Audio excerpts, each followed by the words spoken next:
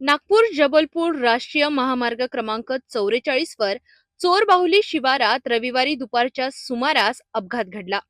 MH26V7557 क्रमांकाची Scorpio घेऊन चालक उमाशंकर पारधी हे आपल्या 4 नातेवाईकांसह मध्य प्रदेशातील कुरई येथे औषधोपचारासाठी जात होते. दरम्यान चोरबाहुली शिवारात समोरील ट्रकला ओव्हरटेक करण्याचा प्रयत्न सुरू असतानाच मागून भरधाव वेगाने येणाऱ्या UP 74T6687 क्रमांकाच्या ट्रकने स्कॉर्पिओला जोरदार धडक दिली.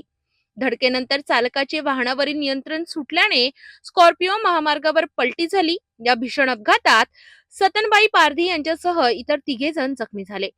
जखमींना तातडीने देवलापार ग्रामीण रुग्णालयात दाखल करण्यात आले. प्राथमिक उपचारानंतर सर्वांना पुढील उपचारासाठी नागपूरच्या शासकीय वैद्यकीय महाविद्यालय व रुग्णालयात हलविण्यात आले.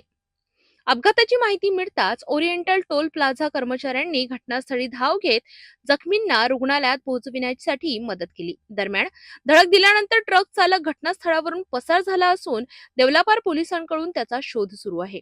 या अपघातामुळे काही काळ राष्ट्रीय महामार्गावरील वाहतूक विस्कळीत झाली होती. पोलिसांनी गुन्हा दाखल करण्याची प्रक्रिया केली असून पुढील तपास सुरू आहे.